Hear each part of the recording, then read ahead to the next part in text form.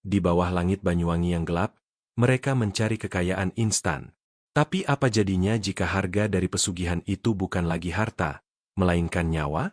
Siapakah yang akan jadi korban terakhir dari makam terkutuk Ki Lurah Sakti? Malam itu, hawa Banyuwangi terasa lebih sesak dari biasanya. Bukan karena polusi, melainkan oleh ambisi yang membara di hati empat pemuda.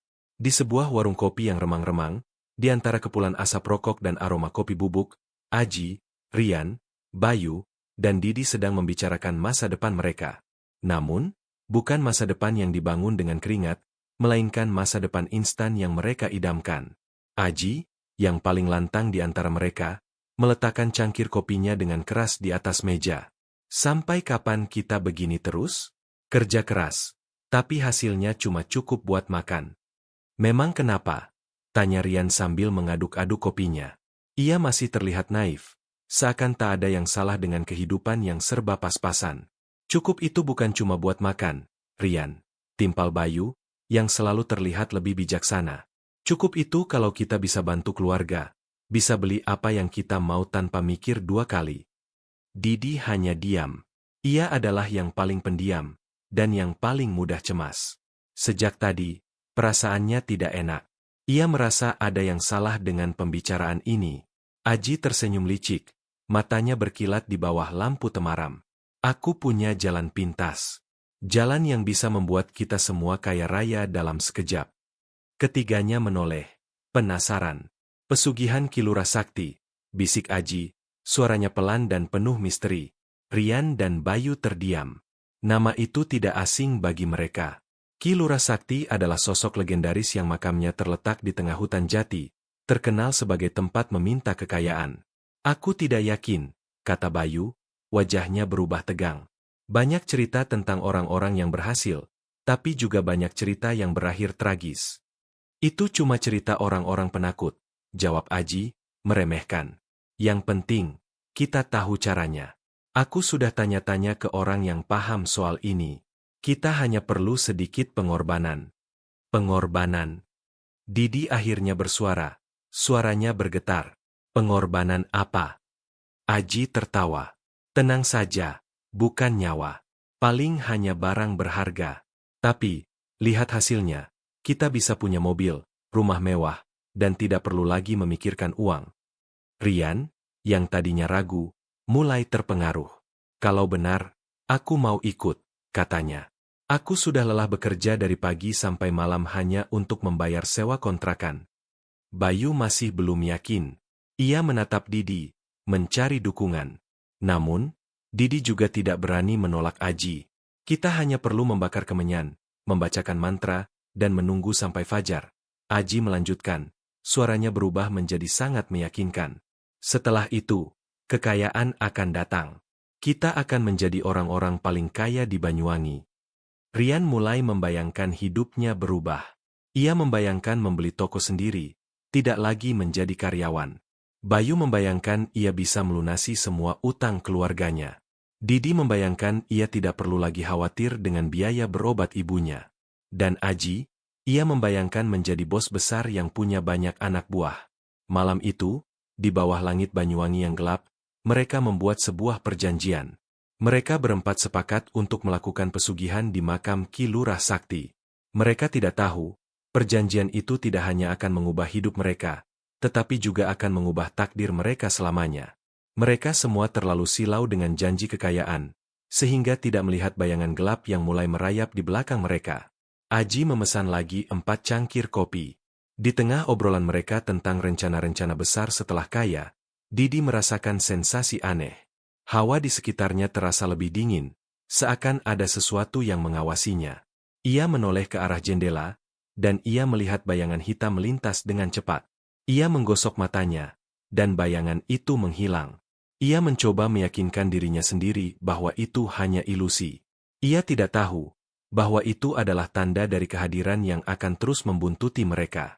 Malam itu, di warung kopi yang sederhana, ambisi telah membuka gerbang menuju kegelapan. Mereka mulai merencanakan perjalanan ke makam Ki Lurah Sakti.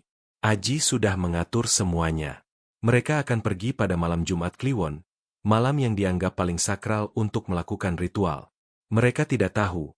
Mereka sedang berjalan ke dalam jebakan yang tidak akan pernah bisa mereka lepaskan. Pagi harinya, setelah pertemuan di warung kopi, aura di antara keempat sahabat itu berubah. Ada kegelisahan yang bercampur dengan euforia. Rian, yang biasanya riang, kini lebih sering melamun, membayangkan tumpukan uang yang akan mengubah hidupnya. Bayu, si pragmatis, sibuk mencari informasi tentang Kilura Sakti di internet. Didi, yang paling perasa, terus-menerus merasa tidak tenang. Hanya Aji yang tampak normal, bahkan lebih bersemangat, seolah ia sudah melihat masa depan yang cerah. Mereka memutuskan untuk berkumpul lagi di rumah Aji sore itu. Rumah sederhana yang berada di gang sempit itu terasa lebih sunyi. Aji sudah menyiapkan sebuah buku tua yang ia dapatkan dari seorang kenalan. Sampulnya terbuat dari kulit yang sudah lapuk, dengan aksara Jawa kuno yang hampir pudar. Ini dia, kata Aji, matanya berbinar. Buku petunjuknya. Bayu mengambil buku itu dengan ragu. Kamu yakin ini asli? Jangan-jangan cuma tipuan. Aku jamin, balas Aji. Kenalanku ini cucu dari juru kunci makam yang lama. Dia bilang, buku ini sudah turun-temurun. Mereka mulai membaca buku itu bersama-sama. Tulisannya rumit, dan bahasanya kuno. Didi, yang memang punya pengetahuan dasar tentang aksara Jawa, membantu menerjemahkan. Buku itu menjelaskan secara rinci ritual yang harus dilakukan. Mulai dari jenis kemenyan yang harus dibakar, mantra yang harus diucapkan, hingga tata cara pengorbanan yang harus disiapkan. Pengorbanannya harus barang yang paling berharga. Didi membaca, suaranya pelan. Aji, kamu harus mengorbankan rumahmu, Rian, motormu, Bayu, pekerjaanmu, dan aku. Didi berhenti, matanya berkaca-kaca. Aku harus mengorbankan ibuku. Tiga lainnya terdiam. Rian dan Bayu terkejut. Kok ibumu? Tanya Rian. Di sini tertulis, jiwa yang paling disayangi. Jawab Didi, suaranya bergetar. Aku tidak punya barang berharga. Ibuku adalah segalanya bagiku. Aji menghela napas. Tenang, Didi. Kita belum tentu harus mengorbankan nyawa ibumu. Mungkin ada makna lain. Mungkin hanya sebatas pengabdian atau waktu. Namun, Didi tidak yakin. Firasat buruknya semakin kuat. Kita tidak bisa mundur, teman-teman, kata Aji, mencoba mengalihkan pembicaraan. Kita sudah sampai sejauh ini. Lagi pula, kita tidak harus mengorbankan nyawa. Kita bisa bernegosiasi dengan juru kunci yang baru. Mereka memutuskan untuk mencari juru kunci makam yang baru. Setelah mencari informasi dari penduduk desa, mereka menemukan sebuah gubuk di pinggir hutan. Di sana, mereka bertemu dengan seorang pria tua kurus yang mengenakan pakaian serba hitam. Matanya tajam dan tatapannya kosong, seolah ia bisa melihat menembus jiwa mereka. Kalian datang mencari kekayaan, ucapnya tanpa basa-basi. Kalian sudah tahu harganya. Kami sudah tahu, jawab Aji. Bagus, kata pria itu. Saya hanya akan mengantar kalian. Sisanya, kalian yang akan menghadapi. Ingat, alam tidak pernah salah. Setiap perbuatan, ada balasan. Didi merasa ketakutan setengah mati. Ia ingin berbalik, tapi ia tidak bisa. Ia sudah terlalu jauh. Ia menoleh ke teman-temannya. Rian dan Bayu menunduk, tidak berani menatap mata pria tua itu. Aji tersenyum, seolah ia telah menemukan harta karun. Pria itu memberikan mereka sebuah peta kuno. Peta itu menunjukkan jalan setapak yang jarang dilalui, yang akan membawa mereka langsung ke makam Kilura Sakti. Malam ini, kalian datang. Saya akan menunggu di sana, katanya. Suaranya serak. Mereka berempat meninggalkan gubuk itu dengan perasaan campur aduk. Didi merasa kakinya terasa berat, seolah ia sedang berjalan menuju lubang neraka. Ia menoleh ke belakang, dan ia melihat pria tua itu masih berdiri di depan gubuknya. Matanya menatap tajam ke arah mereka. Ada senyum tipis di wajahnya. Senyum itu terasa sangat dingin. Didi tahu, mereka sudah tidak bisa kembali. Malam Jumat Kliwon tiba. Langit Banyuwangi dipenuhi awan gelap, menutupi sinar bulan dan bintang. Udara terasa berat, membawa aroma tanah basah dan ketegangan yang kental. Dengan berbekal peta kuno, Empat sahabat itu memulai perjalanan mereka menuju makam Ki Lurah Sakti.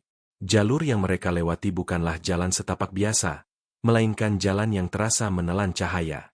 Pohon-pohon jati raksasa menjulang tinggi, dahan-dahannya seperti tangan-tangan kurus yang siap menerkam. Didi berjalan paling belakang, jantungnya berdegup kencang. Ia terus menoleh ke belakang, seakan-akan ada sesuatu yang mengintai mereka dari balik semak-semak. Ia bisa merasakan hawa dingin yang merayap di kulitnya. Bukan karena suhu, tapi karena aura yang aneh. Jangan menoleh ke belakang, bisik Bayu yang berjalan di depannya. Fokus ke depan. Mereka terus berjalan, tanpa suara, kecuali derap langkah kaki yang memecah keheningan.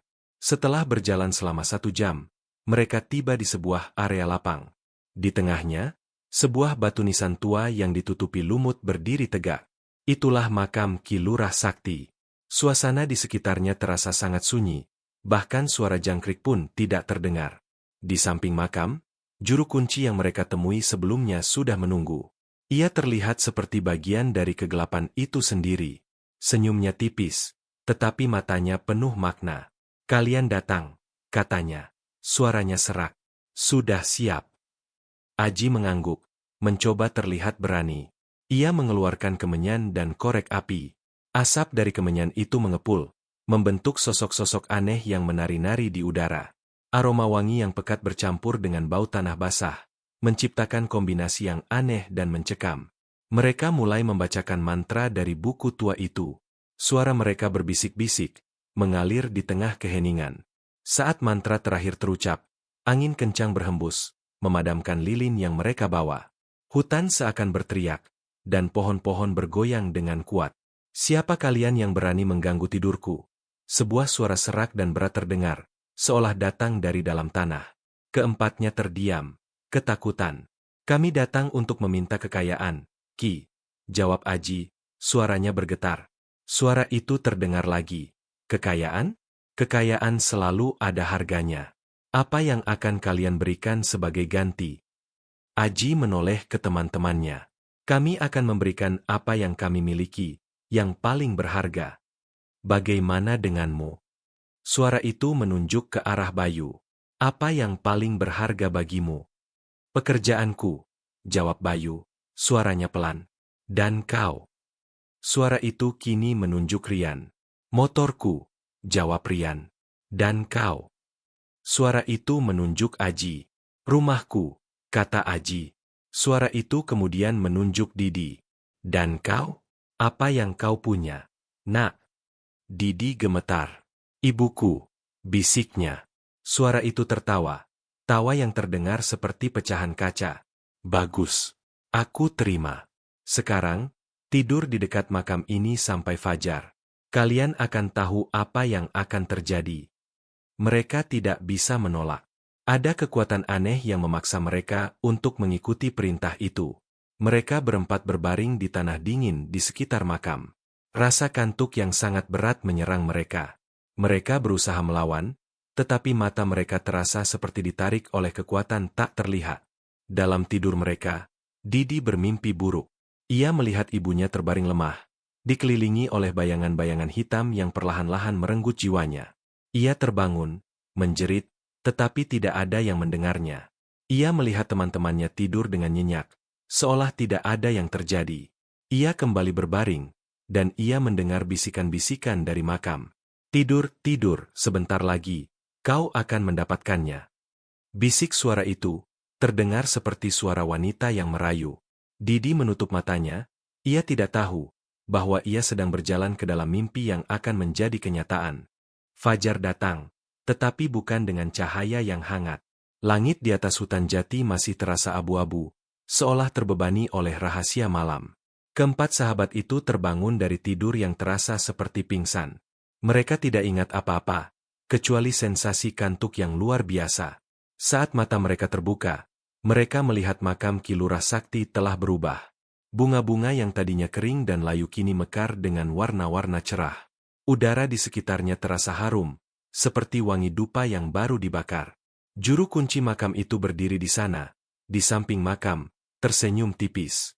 "Kalian telah melewati ujian," katanya, suaranya terdengar lebih ramah dari sebelumnya. "Kembalilah." Kekayaan akan datang kepada kalian. Tapi ingat, setiap kenikmatan ada harganya. Jangan pernah melupakannya. Tanpa bertanya lebih jauh, mereka berempat bergegas meninggalkan makam. Mereka berlari menembus kabut pagi, seolah-olah dikejar oleh sesuatu yang tak terlihat. Mereka tidak lagi berbicara tentang ketakutan, hanya ada senyum dan tawa yang dipaksakan. Minggu pertama berlalu. Tidak ada yang terjadi. Mereka mulai ragu, apakah ritual itu benar-benar berhasil. Namun, pada hari ke-8, nasib mulai berpihak pada mereka. Yang pertama merasakannya adalah Aji. Ia membeli sebuah tiket lotre iseng di warung kecil. Siapa sangka, tiket itu memenangkan hadiah utama. Uang tunai sebesar 1 miliar rupiah masuk ke rekeningnya. Aji hampir pingsan di tempat. Ia langsung menghubungi teman-temannya. Suaranya dipenuhi kegembiraan. Ini dia yang aku maksud. Pesugihan itu berhasil, teriak Aji. Rian, yang mendengar kabar itu, langsung pergi ke tempat kerjanya. Hari itu, ia menemukan sebuah dompet tebal yang tergeletak di meja kasir. Isinya uang tunai, ratusan lembar uang 100 ribuan, dan sebuah kartu identitas. Pemiliknya adalah seorang pengusaha sukses yang sering datang ke tokonya. Rian mengembalikan dompet itu, dan sebagai ucapan terima kasih, pengusaha itu memberinya cek senilai 50 juta rupiah. Rian tidak percaya. Ajaib, pikirnya. Bayu, yang paling skeptis, juga mengalami hal serupa. Ia menerima email dari kantor pusatnya. Ia mendapat promosi jabatan, yang tidak pernah ia bayangkan sebelumnya. Gajinya naik 3 kali lipat. Ia memeluk istrinya, menangis bahagia. Satu-satunya yang tidak mengalami perubahan adalah Didi. Ia masih bekerja sebagai kuli bangunan, dengan upah harian yang pas-pasan. Ia merasa iri, tetapi juga merasa lega. Perasaan bersalah karena ingin mengorbankan ibunya masih menghantuinya. Ia berpikir, mungkin ia beruntung tidak mendapatkan apa-apa. Mereka berempat merayakan keberhasilan mereka. Mereka mengadakan pesta kecil di rumah Aji yang baru. Mereka makan-makan, minum-minum, dan membicarakan rencana masa depan mereka. Aji membeli mobil sport, Rian membuka toko sendiri, dan Bayu melunasi semua utang keluarganya. Mereka tidak lagi memikirkan makam Ki Lurah Sakti. Mereka lupa tentang janji, tentang pengorbanan, dan tentang konsekuensi. Mereka semua buta oleh cahaya kekayaan. Namun, di tengah-tengah perayaan itu, Didi merasakan sesuatu yang aneh. Ia melihat bayangan di sudut ruangan. Bayangan itu bergerak, seolah-olah mengawasinya. Ia berkedip, dan bayangan itu menghilang. Ia mencoba mengabaikannya, tetapi perasaan tidak enak itu tidak bisa hilang. Ia merasa, malam itu, mereka tidak hanya merayakan kekayaan, tetapi juga merayakan awal dari sebuah malapetaka. Ia tahu, pesugihan itu tidak akan berakhir hanya dengan kekayaan. 3 bulan setelah malam penuh perayaan itu, gejolak mulai terasa. Kekayaan yang mereka dapatkan memang membawa kebahagiaan, tetapi juga mengundang sesuatu yang lain. Sesuatu yang dingin dan tidak terlihat, yang perlahan-lahan merayap ke dalam hidup mereka. Aji, yang kini tinggal di sebuah villa mewah di pinggir kota, mulai merasa tidak tenang. Setiap malam, ia mendengar bisikan-bisikan dari makam. Bisikan itu memanggil namanya, berulang-ulang, seolah meminta sesuatu. Suara itu begitu jelas, seolah ada seseorang yang berbisik tepat di telinganya. Aji mencoba mengabaikannya, tetapi bisikan itu semakin kencang, berubah menjadi tawa yang mengerikan. Ia mulai sulit tidur, dan matanya selalu merah. Rian juga mengalami hal serupa. Di toko barunya, ia sering melihat bayangan hitam melintas di sudut mata. Ketika ia menoleh, tidak ada apa-apa. Ia mulai takut sendirian di toko. Suatu malam, ia mendengar suara motornya menyala sendiri di garasi. Ketika ia memeriksanya, motor itu sudah mati dan dingin. Padahal, kuncinya ada di saku celananya. Rian mulai berpikir ia gila, tetapi ia tidak berani menceritakannya kepada siapapun. Sementara itu, Bayu, yang kini menjabat sebagai manajer di perusahaannya, mulai sering melihat bayangan-bayangan aneh di kantornya. Ia melihat sosok-sosok yang mengenakan pakaian kuno, berdiri di belakangnya. Ketika ia menoleh, sosok itu menghilang. Bayu mulai sulit berkonsentrasi, dan kinerjanya menurun drastis. Atasannya mulai bertanya-tanya, ada apa dengan dirinya? Di antara ketiga sahabatnya, hanya Didi yang tidak mengalami teror gaib. Ia masih bekerja sebagai kuli bangunan. Ia merasa lega, tetapi ia juga merasa bersalah. Ia melihat teman-temannya berubah. Aji menjadi paranoid, Rian menjadi penakut, dan Bayu menjadi mudah marah. Persahabatan mereka mulai retak, dan jarak di antara mereka semakin jauh. Suatu malam, Didi menerima telepon dari Aji. Suara Aji bergetar. Didi, aku tidak tahan lagi, katanya. Setiap malam, aku mendengar suara-suara. Mereka memintaku untuk memberikan lebih banyak. Memberikan apa? Tanya Didi. Suaranya bergetar. Aku tidak tahu, jawab Aji. Tapi aku merasa, mereka akan datang. Mereka akan mengambil apa yang seharusnya menjadi milik mereka. Didi mencoba menenangkan Aji. Mungkin itu hanya pikiranmu saja. Ji, cobalah beristirahat. Bukan, teriak Aji. Aku tidak gila. Mereka nyata. Mereka ingin lebih. Didi mengakhiri panggilan. Ia merasa ketakutan. Malam itu, ia tidak bisa tidur. Ia membayangkan apa yang terjadi pada teman-temannya. Ia merasa, kekayaan yang mereka dapatkan tidak sebanding dengan harga yang harus mereka bayar. Beberapa hari kemudian, Didi mendengar kabar dari Bayu. Aji menjual vilanya, katanya, tanpa alasan. Padahal villa itu baru dibeli. Kenapa? Tanya Didi. Aku tidak tahu, jawab Bayu. Ia hanya bilang, ia tidak tahan lagi dengan villa itu. Aku juga merasa aneh. Aku sering melihat bayangan-bayangan di kantor. Aku merasa, aku harus melepaskan pekerjaanku. Didi terdiam. Ia tahu, pengorbanan yang mereka janjikan mulai menuntut balasannya. Ia merasa, ia tidak bisa berbuat apa-apa. Ia hanya bisa melihat teman-temannya jatuh ke dalam lubang kegelapan. Ia tahu, teror itu tidak akan berhenti. Itu hanya awal dari sebuah malapetaka yang lebih besar. Ia merasa, ia adalah satu-satunya yang waras di antara mereka. Ia mulai berpikir, apakah ia harus menceritakan semuanya kepada polisi? Tetapi, siapa yang akan percaya? Ia tahu, mereka sudah terjebak.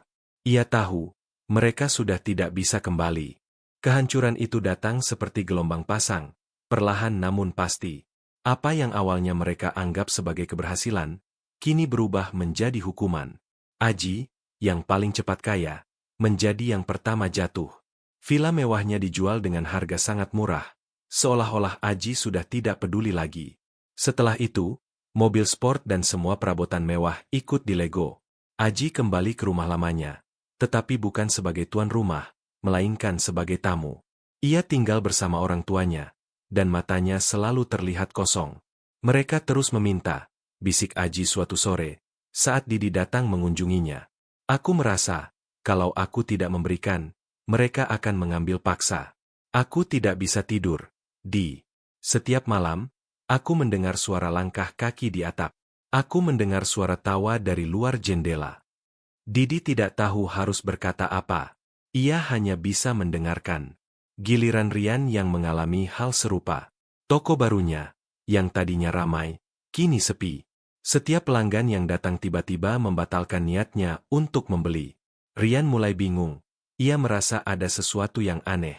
Ia melihat bayangan-bayangan hitam yang mengganggu pelanggan. Suatu malam, ia mendengar suara motornya menyala sendiri di garasi. Ia melihat motornya, yang tadinya bagus, kini terlihat seperti motor tua yang tidak terawat. Rian menjualnya dengan harga murah, seolah ia ingin melepaskan beban. Aku tidak bisa melihatnya lagi, kata Rian kepada Didi. Aku merasa, motor itu membawa sesuatu yang buruk. Bayu juga tidak luput dari hukuman itu. Kinerjanya di kantor terus menurun. Ia sering datang terlambat, dan ia sering membuat kesalahan fatal dalam pekerjaan.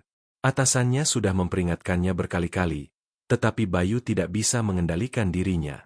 Ia terus melihat bayangan-bayangan aneh di ruang kerjanya. Suatu hari, ia dipecat. Ia pulang ke rumah, wajahnya pucat. Aku merasa seperti ada yang mengendalikan tubuhku, kata Bayu kepada Didi. Aku tidak bisa fokus. Aku merasa, aku harus melepaskan pekerjaan ini. Didi menatap teman-temannya.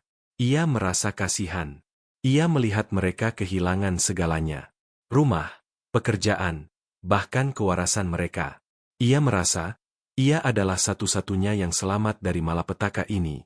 Tetapi, ia tahu, ia juga tidak akan luput dari hukuman. Bagaimana denganmu, Di? Tanya Aji suatu sore, saat mereka berkumpul di rumah Didi.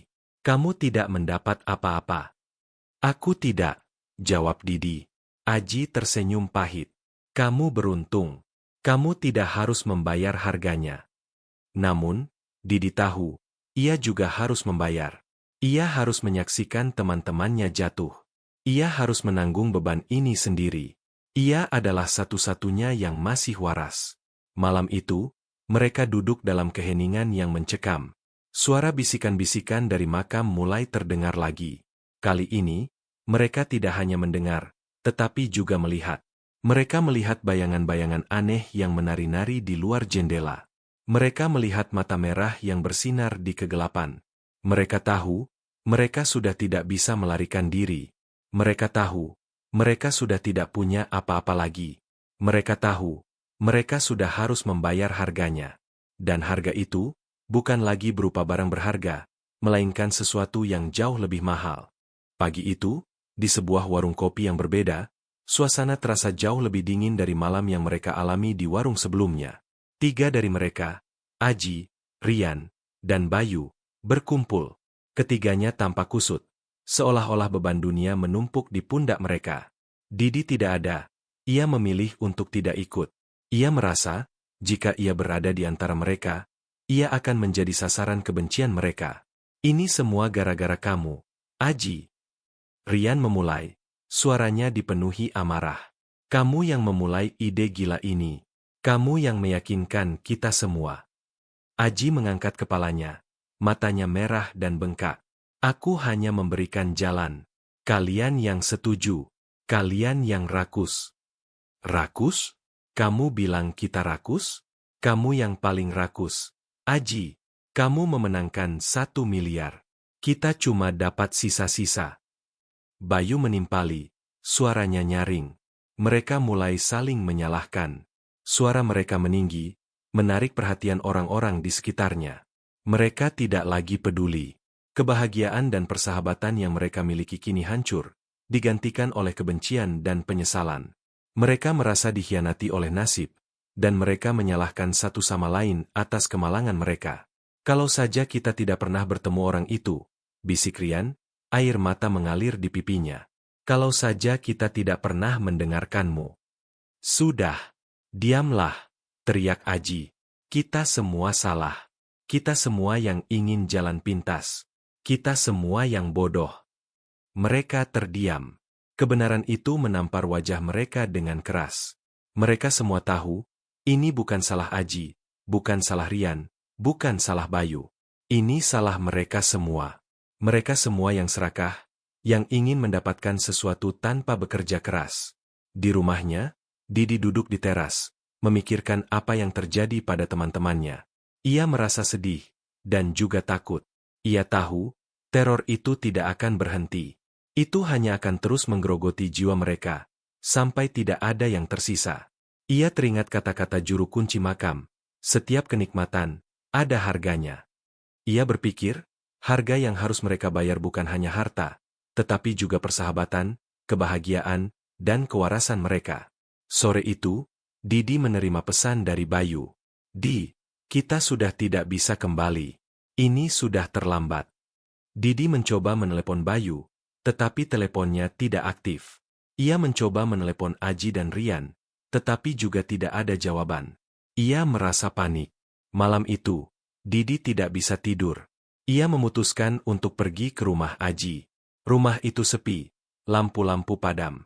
Ia mencoba mengetuk pintu, tetapi tidak ada jawaban. Ia lalu pergi ke rumah Rian, dan juga rumah Bayu. Hasilnya sama, rumah-rumah itu kosong. Didi merasa ketakutan setengah mati. Ia tahu, mereka tidak pergi untuk melarikan diri. Mereka pergi untuk menghadapi. Ia tahu, mereka akan kembali ke makam Ki Lurah Sakti. Ia merasa, ia harus pergi ke sana. Ia harus menghentikan mereka. atau setidaknya, ia harus tahu apa yang akan terjadi. Ia mengambil sepeda motornya, dan ia mengendarainya ke arah hutan jati. Jantungnya berdegup kencang, dan ia bisa merasakan keringat dingin mengalir di punggungnya. Ia tahu, ia sedang berjalan ke dalam bahaya. Tetapi, ia tidak punya pilihan. Ia harus tahu, apa yang akan terjadi pada teman-temannya. Ia harus tahu, apakah ia juga akan menjadi korban. Jarum jam menunjukkan tengah malam ketika Didi tiba di tepi hutan jati. Kabut tebal menyelimuti jalan, dan suara hewan malam terdengar seperti bisikan-bisikan aneh. Didi meninggalkan motornya di pinggir jalan dan mulai berjalan. Peta yang diberikan juru kunci masih terukir di benaknya. Ia mengikuti jalan setapak yang terasa asing, meskipun ia sudah pernah melaluinya. Hawa dingin yang menusuk tulang membuatnya merinding. Tidak lama kemudian, ia melihat cahaya obor di kejauhan. Jantungnya berdebar kencang. Ia mempercepat langkahnya, mengikuti cahaya itu. Semakin dekat, ia mendengar suara-suara. Suara Aji, Rian, dan Bayu. Mereka sedang berdebat. Sudah tidak ada yang bisa kita korbankan, teriak Rian. Kita sudah kehilangan segalanya. Mereka tidak peduli, balas Aji. Mereka hanya ingin lebih. Ini semua salahku, bisik Bayu, suaranya dipenuhi penyesalan. Aku yang paling bodoh di antara kalian. Didi muncul dari balik pohon. Ketiganya menoleh, terkejut melihatnya. Didi, kenapa kamu di sini? Tanya Aji. Aku harus tahu apa yang terjadi, jawab Didi. Di depan makam Ki Lurah Sakti, juru kunci makam berdiri. Wajahnya tidak terlihat jelas, tertutup bayangan. Matanya yang merah menyala di kegelapan. Kalian datang, katanya. Suaranya serak dan menakutkan. Kalian sudah membayar harganya, tapi kalian masih belum membayar semuanya. Kami sudah memberikan segalanya, teriak Aji. Rumah, pekerjaan, motor, apalagi yang kalian inginkan. Juru kunci makam itu tertawa. Tawa yang terdengar seperti pecahan kaca. Kalian lupa, kekayaan itu tidak datang tanpa konsekuensi. Kalian sudah menerima, sekarang kalian harus memberi. Memberi apa? Tanya Bayu. Suaranya bergetar. Nyawa kalian, jawab juru kunci makam. Keempatnya terkejut. Mereka tidak pernah membayangkan bahwa harga yang harus mereka bayar adalah nyawa mereka. Kami tidak bisa, teriak Rian. Kami tidak mau mati. Kalian sudah menandatangani kontrak, kata juru kunci makam. Kalian sudah setuju untuk memberikan apa yang paling berharga. Dan sekarang, nyawa kalian adalah satu-satunya yang tersisa. Tiba-tiba, makam itu bergetar. Tanah di sekitarnya retak, dan tangan-tangan kurus yang pucat keluar dari dalam. Tangan-tangan itu meraih kaki Aji, Rian, dan Bayu. Ketiganya berteriak, mencoba melarikan diri, tetapi tangan-tangan itu terlalu kuat. Didi berdiri membeku, tidak bisa berbuat apa-apa. Ia melihat teman-temannya ditarik ke dalam tanah. Mereka berteriak, memohon, dan menjerit. Didi, tolong aku, teriak Aji. Aku tidak mau mati, teriak Rian. Aku minta maaf, teriak Bayu. Didi merasa panik. Ia ingin menolong, tetapi ia tidak bisa. Ia hanya bisa melihat teman-temannya menghilang ke dalam tanah, seolah-olah ditelan oleh kegelapan. Ia melihat mata mereka yang ketakutan, dan ia tidak akan pernah bisa melupakannya. Setelah mereka menghilang, tanah kembali rata. Juru kunci makam itu tersenyum puas. Ia menoleh ke arah Didi. Kau beruntung, nak, katanya. Kau tidak memberikan apa-apa. Jadi, kau tidak harus membayar harganya. Didi tidak tahu harus berkata apa. Ia merasa lega, tetapi juga merasa bersalah. Ia melihat ke arah makam, dan ia melihat bayangan-bayangan teman-temannya berdiri di sana. Mereka tersenyum, tetapi senyum itu terasa sangat dingin. Didi tahu, mereka sudah menjadi bagian dari makam itu. Mereka sudah menjadi korban dari keserakahan mereka sendiri. Ia tahu, ia adalah satu-satunya yang selamat. Ia tahu, ia akan hidup dalam ketakutan selamanya. Didi tidak tahu berapa lama ia berdiri di sana, menyaksikan tanah di depan makam itu kembali rata seolah tak pernah terjadi apa-apa. Jantungnya masih berdebar kencang, dan lututnya terasa lemas. Ia tidak bisa bergerak. Ia hanya bisa menatap ke arah tempat teman-temannya menghilang. Di dalam kepalanya, suara-suara teriakan mereka terus terngiang, seolah mereka masih ada di sana. Juru kunci makam itu berbalik, matanya menatap Didi dengan tajam. "Pulanglah, nak," katanya. "Jangan kembali lagi. Kau sudah melihat sendiri, kekayaan itu tidak sebanding dengan nyawa." Didi tidak menjawab. Ia hanya bisa menatap makam itu, di mana bayangan-bayangan teman-temannya berdiri, tersenyum dan melambaikan tangan. Ia tahu, mereka tidak akan pernah bisa kembali. Mereka telah menjadi bagian dari makam itu, menjadi budak dari kekuatan gelap. Ia mulai berjalan mundur, perlahan-lahan. Setiap langkah terasa berat, seolah ia sedang berjalan di dalam air. Ia merasakan hawa dingin yang luar biasa, seolah ada sesuatu yang mengawasinya. Ia tidak menoleh ke belakang. Ia hanya ingin keluar dari tempat mengerikan itu. Setelah berjalan selama hampir 1 jam, ia sampai di tempat ia meninggalkan motornya. Ia naik, dan ia mengendarai motor itu dengan kecepatan tinggi. Ia tidak peduli dengan jalan yang gelap atau kabut yang tebal. Ia hanya ingin menjauh dari tempat itu. Ketika ia tiba di rumahnya, langit sudah mulai terang. Didi masuk ke dalam rumah, dan ia langsung jatuh ke lantai. Ibunya, yang terbangun mendengar suara motor, datang ke ruang tamu. "Didi, kamu kenapa?" tanyanya. Suaranya dipenuhi kekhawatiran. Didi tidak bisa menjawab. Ia hanya bisa menangis. Ia memeluk ibunya erat-erat, seolah ia takut ibunya akan menghilang. Ia tidak bisa menceritakan apa yang terjadi. Ia tahu, tidak ada yang akan percaya. Ia tahu, ia akan menanggung beban ini sendiri. Selama beberapa hari, Didi mengurung diri di rumah. Ia tidak mau makan, tidak mau minum. Ia hanya bisa duduk diam, menatap keluar jendela, memikirkan teman-temannya. Ia merasa bersalah. Ia merasa, jika saja ia lebih berani, jika saja ia lebih tegas, mungkin teman-temannya masih hidup. Suatu malam, Didi bermimpi buruk. Ia bermimpi ia berada di dalam makam Ki Lurah Sakti. Ia melihat teman-temannya, Aji, Rian, dan Bayu, berdiri di sana. Mereka terlihat pucat, dan mata mereka kosong. "Kenapa kamu tidak menolong kami, Didi?" bisik Aji. Suaranya terdengar seperti angin. "Kami sudah mati, Didi," bisik Rian. "Kamu adalah satu-satunya yang selamat. Kamu harus menceritakan kisah kami," bisik Bayu. "Kamu harus menjadi pelajaran bagi yang lain." Didi terbangun, keringat dingin membasahi tubuhnya. Ia tahu, itu bukan hanya mimpi. Itu adalah pesan. Ia harus menceritakan kisahnya. Ia harus menjadi saksi atas kebiadaban yang terjadi. Keesokan harinya, Didi memutuskan untuk kembali ke makam Ki Lurah Sakti. Ia tidak lagi takut. Ia hanya merasa, ia harus menceritakan apa yang terjadi. Ia membawa kamera dan mikrofon. Ia ingin merekam semuanya. Ia ingin menjadi saksi dari kejadian mengerikan yang ia alami. Ia tidak tahu, ia sedang berjalan ke dalam lubang yang lebih dalam. Perjalanan kedua Didi ke makam Ki Lurah Sakti terasa berbeda. Bukan lagi perjalanan yang dipenuhi ketakutan, melainkan perjalanan yang dipenuhi tekad. Ia merasa ia harus melakukan ini, bukan hanya untuk teman-temannya, tetapi juga untuk dirinya sendiri. Ia harus menjadi saksi, ia harus menceritakan apa yang terjadi, dan ia harus menjadi peringatan bagi orang lain. Ia membawa kamera dan mikrofon. Ia ingin merekam semuanya. Ia ingin membuktikan bahwa apa yang terjadi itu nyata. Ketika ia tiba di makam, suasana terasa sangat sunyi. Tidak ada suara aneh, tidak ada bisikan-bisikan, hanya suara angin yang berhembus. Makam itu terlihat normal, sama seperti makam lainnya. Didi mulai merekam. Ia menceritakan apa yang terjadi. Ia menceritakan tentang teman-temannya, dan ia menceritakan tentang janji yang mereka buat.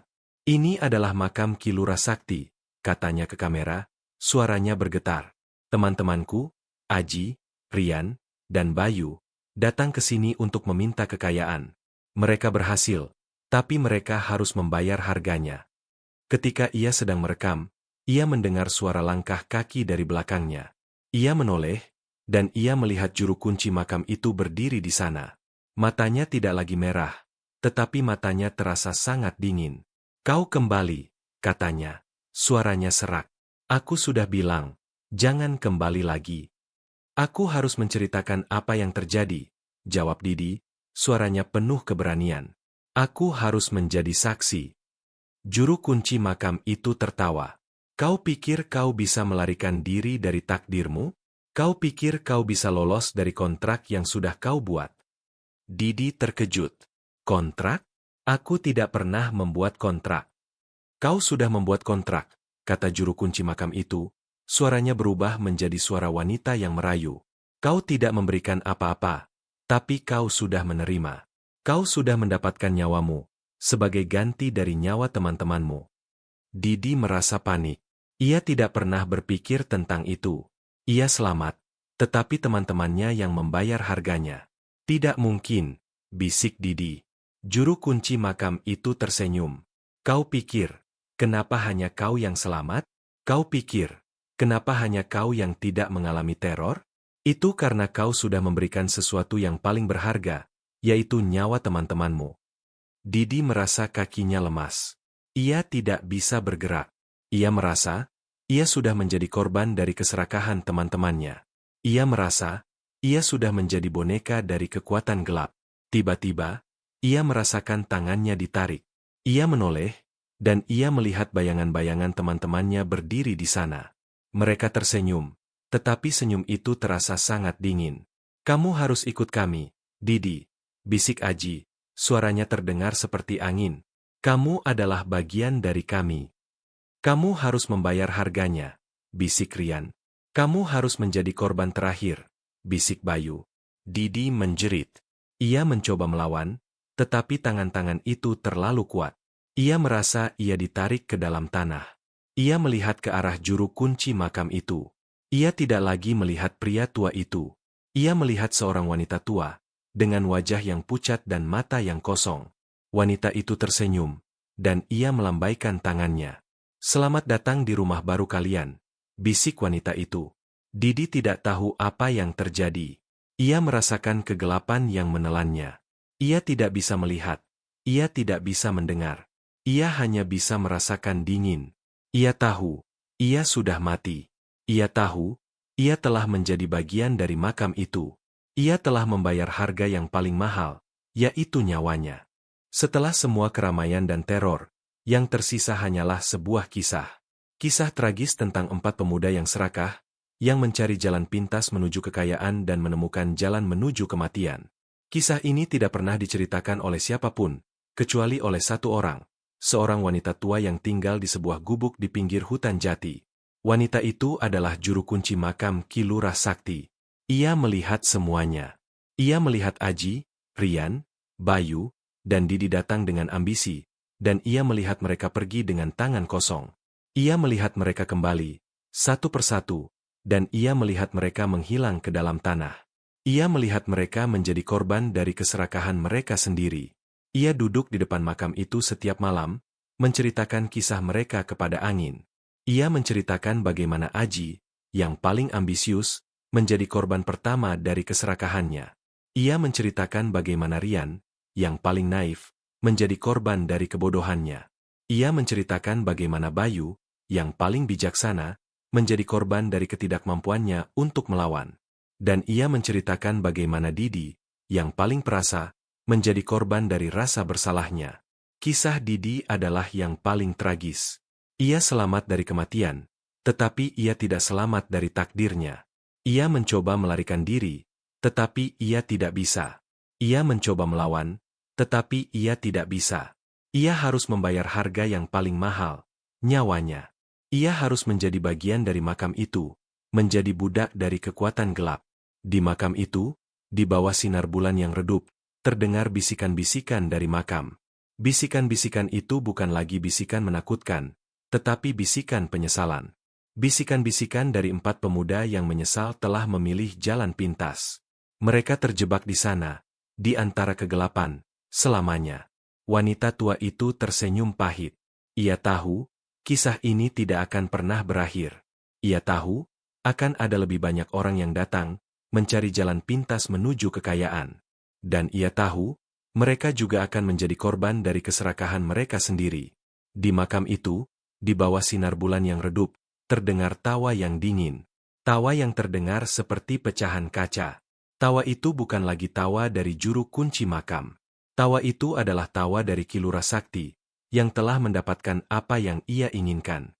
Ia telah mendapatkan pengikut baru, pengikut yang akan menemaninya di dalam kegelapan selamanya.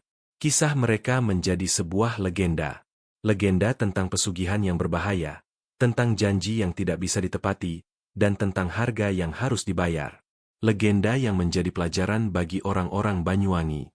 Kisah itu menjadi pengingat bahwa kekayaan tidak sebanding dengan nyawa, dan bahwa jalan pintas tidak pernah ada.